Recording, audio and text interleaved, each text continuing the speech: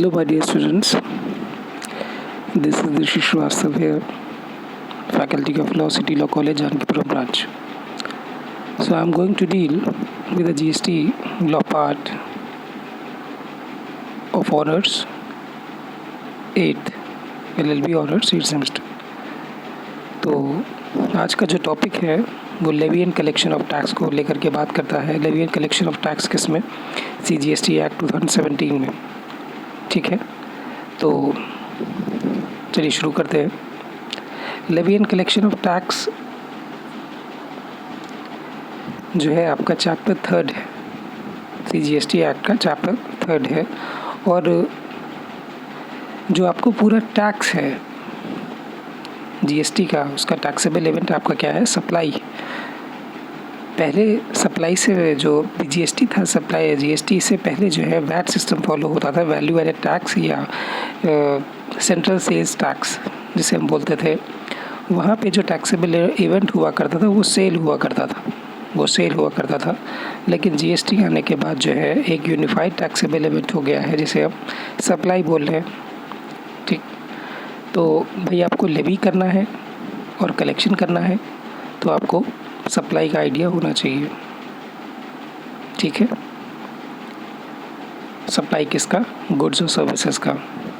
तो प्राइमरी बातें हम पहले कर चुके हैं, यहाँ पे पहले कर चुके हैं कि गुड्स एंड सर्विसेज क्या होंगी, क्या क्या जो है GST के एम्बिट में कौन कौन से गुड्स और कौन कौन सी सर्विसेज आएंगी, ये सब बातें हम पहले देख चुके हैं डेफिनेशन क्लॉज में। उसी को हम कैरी करते हैं आगे और सेक्शन 7 पे आते हैं। सेक्शन 7 क्या कहता है? स्कोप ऑफ सप्लाई की बात करता है कि इस सप्लाई के अंदर क्या क्या इंक्लूड होगा। अब सेक्शन 7 क्या कहता है कि what the purpose of this act, the expression supply includes, मतलब सप्लाई को उन्होंने एग्जॉस्टिव फॉर्म जो है इंक्लूसिव फॉर्म में रखा हुआ है। एग्जॉस्टिव तो नहीं है, इंक्लूसिव फॉर्म में रखा है कि सप्लाई के अंदर ये सब चीज़ें आ जाएंगी, जैसे कि हर तरह की supply of goods and services, जैसे कि sale, transfer, barter, exchange, licence, rental, lease और डिस्पोजल। ठीक है, और जो होता है या उसका एग्रीमेंट किया जाता है और किस बदले में? कंसिडरेशन के बदले में किसी व्यक्ति द्वारा इन द कोर्स और फर्दरेंस ऑफ बिजनेस। तो जैसे कॉन्ट्रैक्ट होता है वैसे ही contract of supply of goods and services की यहाँ पे बात हो रही है। तो कॉन्ट्रैक्ट ऑफ सेल हो, कॉन्ट्रैक्ट ऑफ ट्रांसफ़र हो, कॉन्ट्रैक्ट ऑफ बार्टर हो, एक्सचेंज हो, लाइसेंस हो, रेंटल हो, लीज हो, डिस्पोजल हो, ये सब जितने भी हैं ये आपके supply of goods and services की तरह देखे जाएंगे। दूसरा पॉइंट, सप्लाई में इसे क्या इंक्लूड करते हैं कि अगर मान लीजिए इम्पोर्ट ऑफ सर्विसेज किया जा रहा है, कहीं से सर्विसेज जो है इम्पोर्ट करी जा रही हैं फॉर अ कंसिडरेशन वेदर और not in the course of furtherance of business, तो उसको भी हम सप्लाई के फॉर्म में इंक्लूड करेंगे। देन तीसरा आपका क्या है कि activities specified in schedule first made और agree to be made without consideration.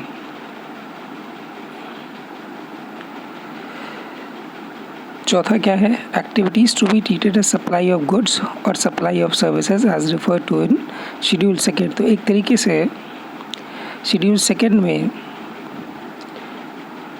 एक बात कह दी एक्ट ने कि जो भी एक्टिविटीज़ हैं जिनको हम सप्लाई ऑफ गुड्स और सप्लाई ऑफ सर्विस की तरह ट्रीट कर रहे हैं उनको हम कहाँ देखेंगे? शेड्यूल सेकेंड में देखेंगे। शेड्यूल सेकेंड में हम ये देखने को मिल जाते हैं। अब हम बात करते हैं कुछ नोट्स की जो इस पर कमेंट्री है।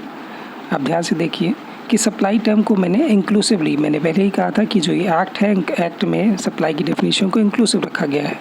तो meaning and scope of supply under GST can be understood under the following 6 parameters. तो पहला क्या है कि supply of goods and services ही हो, कुछ और नहीं हो। Supply of goods and services ही हो, कुछ और नहीं हो, मतलब सप्लाई अगर किसी और चीज़ की, अगर गुड्स एंड सर्विसेज, और वो गुड्स एंड सर्विसेज भी डेफिनेशन क्लॉज में ऑलरेडी हम डिस्कस कर चुके हैं, वो ऑलरेडी डिस्कस हो चुका है। दूसरी चीज़, वो जो सप्लाई है वो कंसिडरेशन के लिए होनी चाहिए। तीसरी चीज़, वो सप्लाई इन कोर्स और फर्दरेंस ऑफ बिजनेस होनी चाहिए। चौथी चीज़, सप्लाई टैक्सेबल पर्सन के द्वारा होनी चाहिए और सप्लाई को खुद एक टैक्सेबल सप्लाई होना चाहिए। तो इतनी सारी बातें जो है सप्लाई में इंक्लूड होती हैं।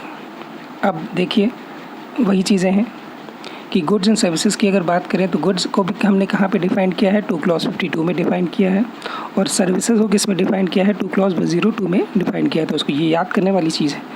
2 क्लॉज 52 में हमने गुड्स डिफ़ाइन किया, 2 क्लॉज 52 में हमने गुड्स डिफ़ाइन किया, और 2 क्लॉज 102 में हमने सर्विसेज डिफ़ाइन करी। तो गुड्स में तो हमने हर तरह की प्रॉपर्टी बताई, मनी एंड सिक्योरिटी को छोड़ दिया, और हर तरह की मूवेबल प्रॉपर्टी, हर तरह की वो प्रॉपर्टी जिसमें स्टैंडिंग टिम्बर, ग्रोइंग ग्रास, और वो प्रॉपर्टी जो अटैच टू द अर्थ है, जिसको at the time of contract of supply हम उस चीज़ को अगर धरती से अलग कर लेते हैं, सेवेयर कर लेते हैं, उसे सेपरेट कर लेते हैं, तो वो भी आपका गुड्स का पार्ट हो जाता है। तो 2 clause 52 and 2 clause 102 talks about goods and services, और कंसिडरेशन भी 2 क्लॉज 31 में डिफाइंड है। तो कंसिडरेशन क्या है, आप जब आप सप्लाई करते हैं गुड्स एंड सर्विसेज तो उसके एवज में आपको कुछ मिलता है, पेमेंट, वो that is what is consideration. ठीक है, तो अल्टीमेटली बात यह है कि जितना भी कॉन्ट्रैक्ट हो रहा है, जितनी भी सप्लाई हो रही है, जो भी टैक्सेबल इवेंट है यहाँ पर, वो कॉन्ट्रैक्ट ऑफ सप्लाई है। अब यहाँ पे क्या बात एक और भी देखने को मिलती है कि सप्लाई जो है, अगर यहाँ पे एक चीज़ देखने को ये मिलती है कि अगर एडवांसेस भी आ रहे हैं prior to supply, they are taxable even if the same is in the connection to a supply agree to be made. वही चीज़ है कि एग्रीमेंट टू सेल और सेल की बात होती है, तो एग्रीमेंट टू डू सप्लाई और सप्लाइंग समथिंग, तो वहाँ पे भी वो चीज़ें चलेंगी जैसे कि सेल के एग्रीमेंट में चलती हैं, जैसे कि बार्टर के एग्रीमेंट में। मतलब 2 चीज़ें हैं यहाँ पे इंक्लूड की इन्होंने कि हम अगर फ्यूचर डेट में मान लीजिए कोई सप्लाई कर रहे हैं तो वो सप्लाई भी आपकी इंक्लूड हो जाएगी यहाँ पे जीएसटी में टैक्सेबल इवेंट की तरह। फिर एक चीज़ और कही गई कि जो भी शेड्यूल 3 में एक्टिविटीज़ और ट्रांजैक्शंस बताई गई हैं, या जो भी एक्टिविटीज़ और transaction central government, state government या कोई लोकल अथॉरिटी जिसमें वो एंगेज्ड है पब्लिक अथॉरिटीज़ की तरह, उसको 2 बातें हैं यहाँ पर, उन एक्टिविटीज़ और ट्रांजैक्शंस को जो कि शेड्यूल 3 में स्पेसिफाई हैं, या वो एक्टिविटीज़ और ट्रांजैक्शंस, देखिए वो एक्टिविटीज़ और transactions which are undertaken by the government or any local authority on the recommendation of the council, तो सरकार क्या कर सकती है, उनको ना वो सप्लाई ऑफ गुड्स मानेगी, ना वो सप्लाई ऑफ सर्विसेज मानेगी। तो एक तरीके से एग्जेम्प्ट करना है, किसी चीज़ को बाहर निकालना है, तो 7 क्लॉज 2 यहाँ से हमें देखने को मिल रहा है। और 7 क्लॉज 2 का एक और रिलेटेड आर्टिकल हमें, रिलेटेड सेक्शन हमें मिलेगा सेक्शन 11 में आके। ठीक है, तो किसको सप्लाई, किसको मानना है, किसको नहीं मानना है, ये चीज़ें हमने सेक्शन 7 में देख ली। ठीक, इसी से रिलेटेड एक और एडिशन में सब क्लॉज 3 भी आता है। सब क्लॉज 3 क्या कहता है, सब सेक्शन 3 भी आता है। सब सेक्शन 3 क्या कहता है कि subject to the provisions of subsection 1 and subsection 2, the government may on the recommendation of council specify by notification the transactions that are to be treated as supply of goods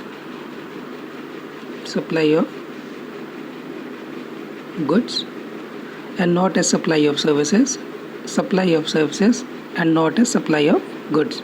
तो किसे supply of goods मानना है, किसे supply of services मानना है, ये सब पूरा जो है गवर्नमेंट की इच्छा पर निर्भर करता है, और वो कैसे करेगा, नोटिफिकेशन के द्वारा करेगा।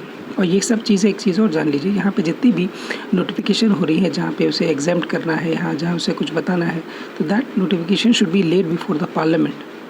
उन्हें ये प्रोसेस ज़रूर फॉलो करना पड़ता है कि ये सब बातें संसद में डिस्कस होनी चाहिए। देन सेक्शन 8 हमारा क्या बात करता है, section 8 talks about the tax liability on composite and mix supplies, tax liabilities on composite and mix supplies. तो भैया 2 तरह की सप्लाईज़ हैं यहाँ पर, कंपोजिट एंड मिक्स सप्लाईज ये हम पहले ही डिस्कस कर चुके हैं। कंपोजिट सप्लाई कौन सी सप्लाई होती है जिसमें 2 या 2 से ज़्यादा सप्लाई होती हैं, 2 या 2 से ज़्यादा सप्लाई होती हैं, और एक सप्लाई को हम प्रिंसिपल सप्लाई मानते हैं, एक सप्लाई को प्रिंसिपल सप्लाई मानते हैं, और उस पर जो रेट तय होता है, प्रिंसिपल सप्लाई पे जो रेट तय होता है, वही आपकी supply of such principal supply मानी जाती है, supply of such principal supply मानी जाती है। मिक्स सप्लाई में क्या होता है, मिक्स सप्लाई में भी 2 या 2 से ज़्यादा सप्लाई होती हैं, उनको भी, अब उस केस में क्या होता है, उस केस में कोई प्रिंसिपल सप्लाई नहीं होता, कोई प्रिंसिपल सप्लाई नहीं होता है। उसमें जो भी सप्लाई में जितना जो भी आइटम है जिसका हाईएस्ट रेट ऑफ टैक्स है, वही रेट ऑफ टैक्स ही पूरे मिक्स सप्लाई की सप्लाई का टैक्स बन जाता है, मिक्स सप्लाई की टैक्स क्या बन जाता है। अब देखिए डिस्कस करते हैं हम कंपोजिट और मिक्स सप्लाई को। तो कंपोजिट सप्लाई किस में डिफाइंड है, 2 क्लॉज 30 में, नोट कर लीजिए इसको भी, 2 क्लॉज 30 में कंपोजिट सप्लाई डिफाइंड है। मिक्स सप्लाई किस में डिफाइंड है, 2 क्लॉज 74 में, 2 क्लॉज 74 में। अब आइए इसका हम एग्जाम्पल डिस्कस करते हैं। एग्जाम्पल क्या है, मान लीजिए आपने एक एयरलाइन टिकट बुक किया, जिसमें खाना भी शामिल है। तो ये एक बंडल ऑफ सप्लाईज़ है, और ये कंपोजिट सप्लाई है, जहाँ पे हम प्रोडक्ट्स को सेपरेटली नहीं सोल्ड कर सकते। जैसे कि एयरलाइन टिकट हम ले रहे हैं, भाई आप एरोप्लेन में बैठेंगे तो आपको भूख लगेगी ही, तो हमने एक एडेड सर्विस वहाँ पे रख दिया है, ठीक। तो यहाँ पे एक सप्लाई आपकी प्रिंसिपल होगी और एक सप्लाई आपकी यहाँ पे जो है सबऑर्डिनेट हो जाएगी, ठीक। तो जैसे कि यहाँ पे क्या होगा कि दोनों इंटरडिपेंडेंट है सप्लाई। जैसे कि आप एयरलाइन टिकट ले रहे हैं, उसमें ही खाने का मील भी शामिल है, तो भाई जब आप चढ़ेंगे ही नहीं एरोप्लेन पर, तो आपको खाने की क्या ज़रूरत है, आपको मील का अलग से थोड़ी आप खरीदेंगे, ठीक है। तो दोनों को हम सेपरेटली, प्रोडक्ट जो है सेपरेटली जहाँ पे सोल्ड ना किए जाए, और जहाँ पर एक आइटम की सप्लाई पे दूसरे आइटम की सप्लाई निर्भर होती है, वो आपकी कंपोजिट सप्लाई होती है। तो एग्जांपल में नोट कर लीजिए, जैसे कि आप कभी एयरलाइन टिकट बुक करते हैं, तो उसमें खाना इंक्लूड हो जाए, तो ये आपका एग्जांपल हो जाएगा कंपोजिट सप्लाई का। फिर कंपोजिट सप्लाई का टैक्स कैसे डिसाइड होता है, जो कि प्रिंसिपल सप्लाई में जो भी आइटम है जिसका जो टैक्स है, वही टैक्स आपका पूरी कंपोजिट सप्लाई का हो जाता है। फिर एक और भी चीज़ इंपॉर्टेंट यहाँ पे आती है कि जो आइटम्स हैं आपकी सप्लाई में, they should be naturally bundled, उनको एक ही जगह बंडल किया जा सके, ठीक। अब अगर मिक्स सप्लाई की बात करें तो जैसे बहुत सी ऐसी कंपनीज़ हैं जो डिटर्जेंट के साथ जो है बाल्टी भी ऑफ़र करती हैं, अब लेकिन बात यह है कि डिटर्जेंट भी अलग बेचे जा सकते हैं और बाल्टी भी अलग बेची जा सकती है, दोनों अलग अलग अपने आप में हैं, दोनों का आपस में कोई रिश्ता नहीं है। तो इसलिए यहाँ पे क्या सीन होगा कि अगर मान लीजिए दोनों को एक पैकेज में भेजा जा रहा है कि भाई डिटर्जेंट के साथ आपको बकेट्स भी मिल रहे हैं, तो वहाँ पे बकेट्स की जितनी वैल्यू होगी या डिटर्जेंट्स की, जिसमें आइदर ऑफ द बकेट्स और द डिटर्जेंट जिसकी वैल्यू ज़्यादा होगी, उसी के अकॉर्डिंग जो है वो मिक्स सप्लाई जो पैकेज बना है, जिसमें बजट्स और डिटर्जेंट का पैकेज जो है इंक्लूड है, मतलब जिसे हम मिक्स सप्लाई बोल रहे हैं, उस सप्लाई का जो टैक्सेशन की जो लायबिलिटी होगी वो क्या होगी कि आइदर ऑफ द 2 आइटम जिसका रेट हाईएस्ट होगा, वही रेट जो है आपका मिक्स सप्लाई का रेट बन जाएगा। Then section 9 talks about levy and collection. तो ये क्या कहता है, ये देखते हैं। ये कहता है कि subject to the provisions of subsection 2, मतलब सबसेक्शन 2 आगे आने वाला है, there shall be levied a tax called the central goods and. तो देखिए CGST की बात ही करने लगा है, और CGST पेमेंट कैसे होना है, कहाँ होना है। देखिए 9 में तो पे करने की बात आ गई, कैसे करेगा, डिटरमाइन कैसे होगी वैल्यूज़ की, वो 15 में डिटरमाइन होती है। तो ये चीज़ तभी देखने को देखिए मिल जाएगा कि 20% से ज़्यादा आपका CGST नहीं लग सकता। तो ये कहाँ लिखा है, सेक्शन 9 में लिखा हुआ है।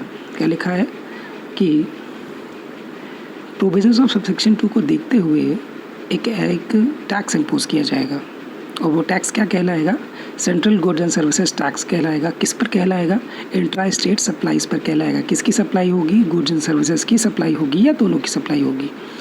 जहाँ पर supply of alcohol liquid for human consumption को छोड़ दिया गया है तो ये एग्जाम सप्लाई है, बेसिकली ये नॉन टैक्सेबल सप्लाई है, एग्जाम सप्लाई है।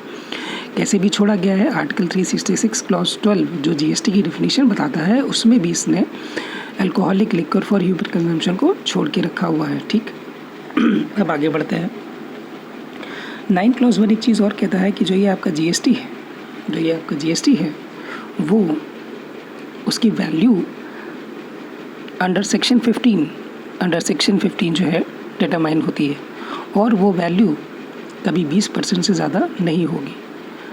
और ये जो 20% है इसको नोटिफाई भी करना पड़ेगा सरकार को on the recommendation of council, और किस तरीके से उसको कलेक्ट करना है उसका भी नोटिफिकेशन, उसका भी प्रोसीजर, उसका भी मैनर जो है सरकार को बताना पड़ता है। And it shall be paid by the taxable person. तो टैक्सेबल पर्सन कौन होगा, ये चीज़ भी डेफिनेशन क्लॉज में हम देख चुके हैं। अब हम आते हैं सब क्लॉज 2 में। डेफिनेशन क्लॉज बहुत इंपॉर्टेंट है, इसलिए मैंने जो आपको ग्रुप पे जो है पीडीएफ भेज के रखा है डेफिनेशन सीजीएसटी का, तो उसमें डेफिनेशन क्लॉज में चीज़ें देखिएगा। हम एक दिन ऐसा करेंगे कि डेफिनेशन क्लॉज फिर से जो है रिवाइज कर लेंगे, लेकिन अभी मेरा ऑब्जेक्ट ये है कि अभी सिलेबस की तरफ हम आगे जल्दी से जल्दी बढ़ जाएं, तो इसलिए जो है हमने लेवी एंड कलेक्शन का टॉपिक आज चूज़ किया। तो क्या हुआ है यहाँ पे कि भाई सीजीएसटी है, सीजीएसटी क्या टैक्स होगा, जो आपका सेक्शन 9 क्लॉज 1 में जो टैक्स, जिस तरीके का टैक्स आपको लेवी किया जा रहा है intra state supply of goods and services में, वो आपका central goods and services tax कहलाएगा। ठीक है, इंट्रा स्टेट सप्लाईज जो भी हो रही है, स्टेट के अंदर जो भी सप्लाईज हो रही हैं, जहाँ पे alcoholic liquid for human consumption को छोड़ा हुआ है, और आपको अमाउंट भी बता दिया है, क्या बता दिया है कि भैया 20% से ज़्यादा मत करना। फिर एक और भी चीज़ सबसे 9 क्लॉज 2 में कही कि अगर सेंट्रल टैक्स इम्पोज किया जा रहा है on the supply of petroleum crude, high speed diesel motor spirit, जिसको हम पेट्रोल भी कहते हैं, नेचुरल गैस, एविएशन फ्यूल। देखिए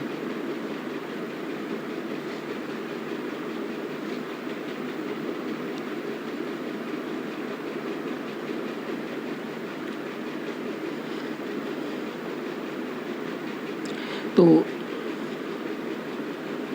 central tax on the supply of the petroleum crude, high speed diesel motor spirit commonly known as petrol, natural gas and aviation turbine fuel shall be levied with effect from such date as may be notified by the government and other recommendations of council। तो देखिए अभी तो petroleum पर नहीं लग रहा है, लेकिन जिस दिन जो है जीएसटी काउंसिल रिकमेंडेशन दे देगी उस दिन से जो है सप्लाई ऑफ पेट्रोलियम क्रूड पर, हाई स्पीड डीजल पर, मोटर स्पिरिट पर जिसे हम पेट्रोल कहते हैं, नेचुरल गैस पर, एविएशन टर्बाइन फ्यूल पर सीजीएसटी लगने लगेगा।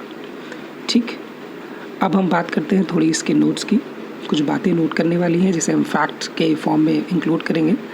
तो सीजीएसटी अलॉन्ग विद एससीजीएसटी और UTGST is leviable on inter state supply. तो देखिए जब यूनियन टेरिटरी है और यूनियन टेरिटरी के अंदर अगर कोई सप्लाई हो रही है तो वहाँ पे सीजीएसटी भी लगेगा, साथ में यूटीजीएसटी लगेगा। अगर वो यूनियन टेरिटरी है, मतलब कुल इस समय हमारे पास 8 यूनियन टेरिटरी, तो 8 यूनियन टेरिटरी में अगर यूनियन टेरिटरी के अंदर कोई सप्लाई हो रही है तो वहाँ पे सीजीएसटी भी लग जाएगा और यूटीजीएसटी भी लगेगा।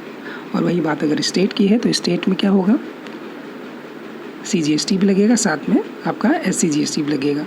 अब मैक्सिमम रेट जो सीजीएसटी के लिए तय किया गया है वो 20% है। ठीक है, और इस समय जो है 14% आपका जीएसटी सीजीएसटी चल रहा है। अल्कोहलिक लिक्वर को हमने, जो कि ह्यूमन कंजम्पशन की दो बातें हैं, अल्कोहलिक लिक्वर को जो ह्यूमन कंजम्पशन, जो शराब जो है पीने के लिए जो यूज़ होती है, उसको भाई एक्साइज के उसमें हमने रखा है, हमने जीएसटी में भी उसे इंक्लूड नहीं किया है, उसे बाहर रखा हुआ है। तो इसको हमने बाहर रखा है एम्बिट से जीएसटी के। लेकिन जो पेट्रोलियम क्रूड है, हाई स्पीड डीजल है, पेट्रोल है, नेचुरल गैस है, इन सबको भी अभी हमने जीएसटी के एम्बिट से रखा है, लेकिन उसे हम जीएसटी के एम्बिट में ले आएंगे जब नोटिफाई कर देगा सरकार रिकमेंडेशन ऑफ द काउंसिल के बेस पर। अब एक और बात, आगे बढ़ते हैं। सेक्शन 9 क्लॉज 3 क्या कहता है कि गवर्नमेंट में on the recommendation of the council by notification specify the category of supply of goods और सर्विसेज और बोथ द टैक्स स्पेसिफाई कर सकता है on which shall be paid on a reverse charge basis by the recipient of such goods और services और both. देखिए, दो तरह के चार्जेस को पे करने की बात आती है, एक होता है फॉरवर्ड चार्ज, एक होता है रिवर्स चार्ज। तो फॉरवर्ड चार्ज नॉर्मल चार्ज जो है, जो सेलर पे करेगा, जो सप्लायर पे करता है, जो सप्लायर पे करता है वो कहलाता है आपका फॉरवर्ड चार्ज, ठीक। लेकिन जो गुड्स रिसीव करने वाला है, जिसे हम रिसिपिएंट बोल रहे हैं, वो आपका, उसको अगर टैक्स देने की बात कही जाएगी तो वो आपका रिवर्स चार्ज बेसिस होगा। तो ये रिवर्स चार्ज बेसिस का भी कंसेप्ट नया है यहाँ पर। तो देखने को क्या मिलता है कि गवर्नमेंट क्या करती है, अगर गवर्नमेंट चाहे तो काउंसिल के रिकमेंडेशन पर उन कैटेगरीज ऑफ गुड्स और सर्विसेज को क्लासिफाई कर सकती है जहाँ पर टैक्स को रिवर्स चार्ज बेसिस पे दिया जाना है। अब ये रिवर्स चार्ज बेसिस पे टैक्स देगा कौन? रिसिपिएंट देगा। कौन देगा? कौन देगा? रिसिपिएंट देगा, ठीक। And all the provisions of this act shall apply to such recipient as if he is the person liable for paying the tax in relation to the supply of such person such goods और services और both. तो जैसे एक taxable person अपनी tax liability fulfil करता है in case of forward charge, वैसे ही जो रेसिपिएंट है उसको भी रिवर्स चार्ज मैकेनिज्म के अंदर टैक्स पे करना पड़ेगा। तो बस सिर्फ चेंज कितना हुआ है कि जो लायबिलिटी थी वो शिफ्ट हो गई, सेलर के ऊपर थी, वो जो सप्लायर के ऊपर थी वो आपकी जो है रिसिपिएंट के ऊपर हो गई। अब सब क्लॉज 4 पे आते हैं। सब क्लॉज 4 क्या कहता है कि central tax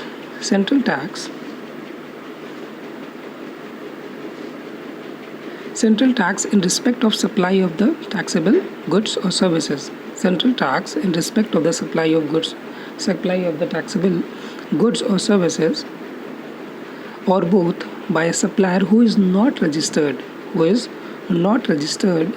to a registered person shall be paid by such person on the reverse charge basis as the recipient। तो देखिए, रिसिपिएंट की भी कैटेगरी एक तरीके से सब क्लॉज 4 में ये बताने की कोशिश कर रहा है कि मान लीजिए कि टैक्सेबल गुड्स की सप्लाई की जाती है और जो सप्लायर है वो रजिस्टर्ड नहीं है, लेकिन जिसको वो सप्लाई कर रहा है वो तो रजिस्टर्ड है, ठीक है, वो रजिस्टर्ड है, और वो बंदा जो है फिर उसके ऊपर लायबिलिटी आ जाएगी। वो लायबिलिटी कैसी होगी? रिवर्स चार्ज की लायबिलिटी आ जाएगी, रिवर्स चार्ज बेसिस पर उसके ऊपर लायबिलिटी आ जाएगी।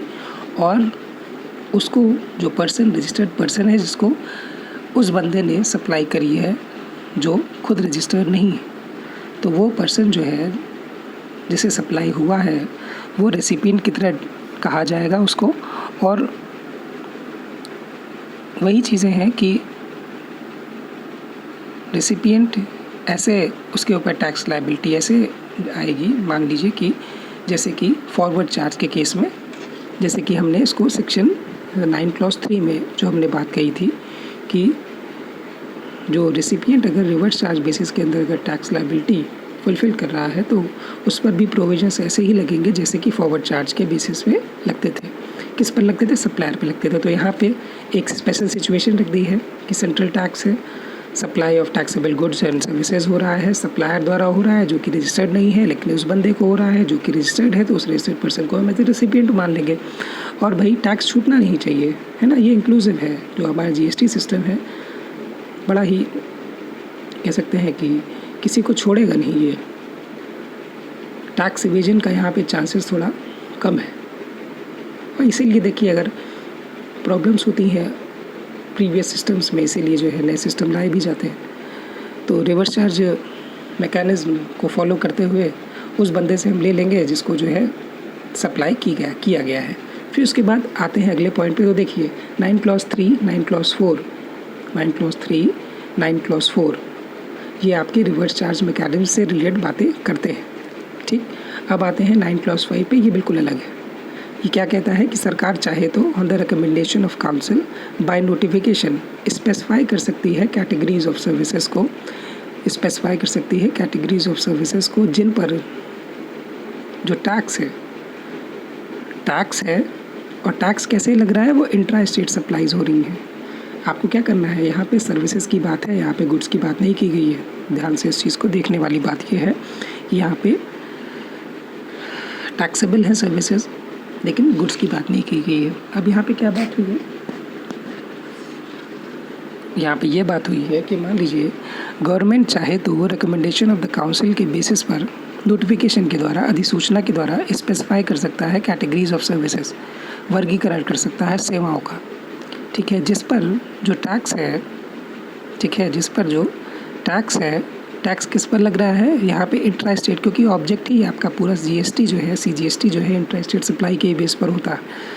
तो इंट्रा स्टेट सप्लाई हो रही है of which shall be paid by the electronic commerce operator. तो इलेक्ट्रॉनिक कॉमर्स ऑपरेटर को कौन कौन सी सर्विसेज के लिए पे करना है, उनका कैटेगराइजेशन गवर्नमेंट कर सकती है on the recommendation of council. और कैसे करेगी, एक नोटिफिकेशन इशू करके, ठीक है। अब ये बात कब उठती है, ये बात तब उठती है जब इलेक्ट्रॉनिक कॉमर्स ऑपरेटर उन सर्विसेज को सप्लाई करता है, उन सर्विसेज को सप्लाई करता है। और हम ऐसे मान के चलेंगे, कैसे मान के चलेंगे कि भाई जैसे हम रिसिपिएंट को मान रहे थे, जैसे हम रिसिपिएंट को मान रहे थे, वैसे ही हम इस इलेक्ट्रॉनिक कॉमर्स ऑपरेटर को भी मान के चलेंगे कि जैसे he is working as if he has been a supplier. तो जैसे कि जो रिसिपिएंट की बात थी, किसमें, रिवर्स चार्ज बेसिस में उसको टैक्स लायबिलिटी पे करनी पड़ती थी, वही बात आपकी इलेक्ट्रॉनिक कॉमर्स ऑपरेटर के केस में भी लागू हो जाएगी।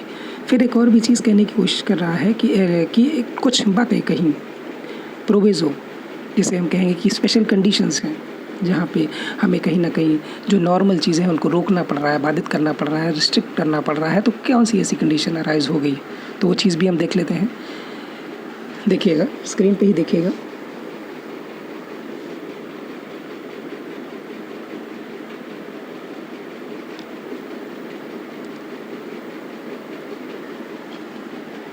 provided that where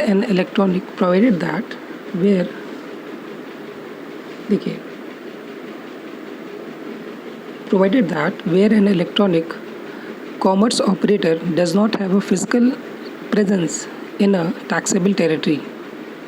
taxable territory भैया कौन सी होगी टैक्सेबल टेरिटरी, जहाँ पे सप्लाई हो गई है वो आपकी टैक्सेबल टेरिटरी हो गई। तो provided that where an electronic commerce operator does not have a physical presence in the taxable territory, जहाँ पे उसने सप्लाई की है, किसकी सप्लाई करी है, सर्विसेज की। तो any person representing such electronic commerce operator for any purpose in the taxable territory shall be liable to pay tax. तो सहूलियत के लिए कि भाई वो वहाँ पर फिजिकली प्रेजेंट नहीं रह सकता है, जो उसने सर्विसेज सप्लाई करी है, किसने सप्लाई करी है, मान लीजिए सप्लाई ऑफ सर्विसेज की गई, तो जीएसटी की लायबिलिटी आ गई, जीएसटी की लायबिलिटी उसके ऊपर बनती है। अब वो व्यक्ति जो इलेक्ट्रॉनिक कॉमर्स ऑपरेटर है वो फिजिकल प्रेजेंस नहीं है उसकी टैक्सेबल टेरिटरी में उसकी फिजिकल प्रेजेंस नहीं है।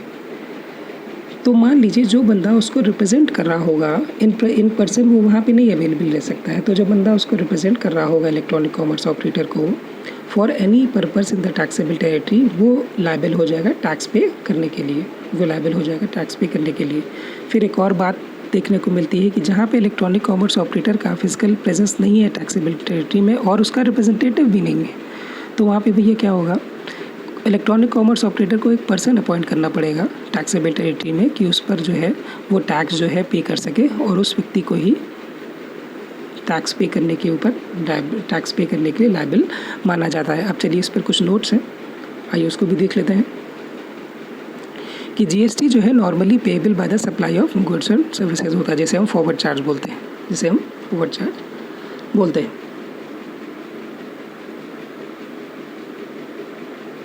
ठीक। लेकिन अगर यही टैक्स लायबिलिटी शिफ्ट हो जाए और सप्लाई उस पे आ जाए, रिसिपिएंट पे आ जाए, जो गुड्स एंड सर्विसेज रिसीव कर रहा हो, तो यही टैक्स आपका क्या रिवर्स चार्ज से, वो फॉरवर्ड चार्ज से सीधा रिवर्स चार्ज हो जाता है। और रिवर्स चार्ज किस में डिफाइन किया गया है, 2 क्लॉज 98 में डिफाइन किया गया है। उसके बाद अगर हम देखें आगे, अगर सप्लाईज़ की जा रही हैं जहाँ पे tax payable on the reverse charge basis है, किसमें, सेक्शन 4 सेक्शन 5 में। तो अगर आपसे कोई प्रोविजंस पूछे रिवर्स चार्ज मैकेनिज्म में, तो 3 प्रोविजंस हमें देखने को मिल गए। 2 क्लॉज 98 देखने को मिल गया, 2 क्लॉज 98 देखने को मिल गया, और क्या मिल गया, 9 क्लॉज 4 एंड 9 क्लॉज 5। तो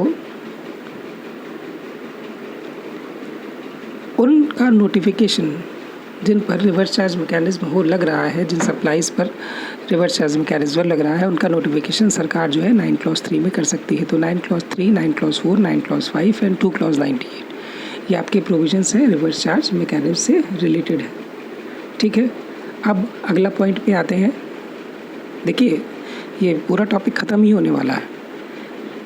कहाँ से शुरू हुआ था, 7, 8, 9, 10, 11, तो हम 10 पे आ गए हैं। ये कंपोजिशन लेवी एक नया तरह का स्कीम यहाँ पे लेके आए हैं कि कंपोजिशन लेवी क्या है।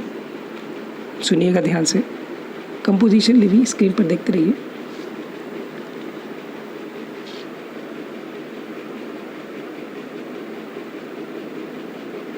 कंपोजिशन लेवी क्या है, एक अल्टरनेटिव मेथड है किसका, टैक्स लेवी करने का, design for small tax payer. जो छोटे स्मॉल बिजनेस पर्सनस हैं उनको, उनके लिए एक सहूलियत, उनके लिए एक कन्वीनियंस जो है, हमने यहाँ पे कन्वीनियंट मेथड जो है अडॉप्ट किया हुआ है, वो क्या कहलाता है, कंपोजिशन लेवी। और कंपोजिशन लेवी किस में होगा, कंपोजिशन स्कीम में होगा। तो कंपोजिशन स्कीम का ऑब्जेक्ट क्या होता है, to bring simplicity and to reduce the compliance cost for the small tax payers, कि उनकी कंप्लायंस करने के लिए, कंप्लायंस मतलब क्या है, टैक्स लायबिलिटी पे करना है।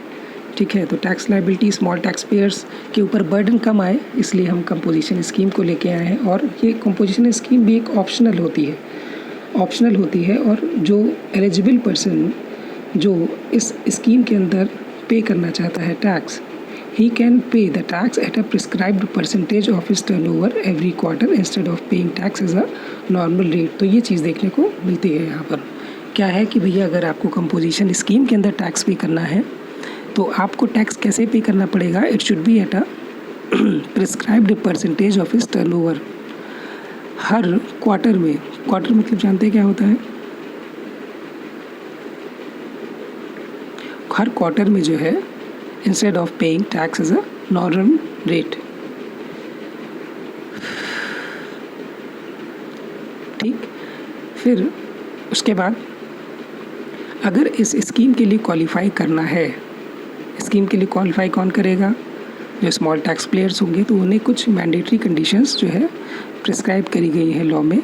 ठीक है, one of which is the limit of annual turnover. तो एनुअल टर्नओवर की लिमिट भी एक तरीके से एक पैमाना है कि आपको इस कंपोजिशन स्कीम के अंदर हम स्मॉल टैक्स पेयर मानेंगे कि नहीं मानेंगे। आइए देखते हैं क्या कहता है आपका सेक्शन 10 क्लॉज 1, जो कि कंपोजिशन, ये आपके शॉर्ट के लिए बहुत इंपॉर्टेंट है कि कंपोजिशन स्कीम आपकी CGST के अंदर आ सकती है लिखने को। तो कंपोजिशन स्कीम का जो सेक्शन 10 का सब क्लॉज 1 है, वो क्या कहता है,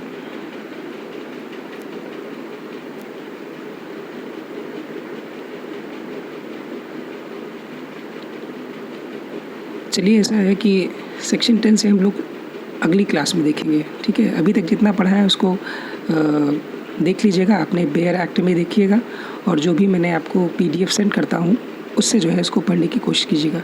चलिए टेक केयर, अब अगली क्लास में शुरू करेंगे, इसके अगला पार्ट जो है आगे शुरू किया जाएगा। तो सेक्शन 10 से हम लोग कंटिन्यू करेंगे।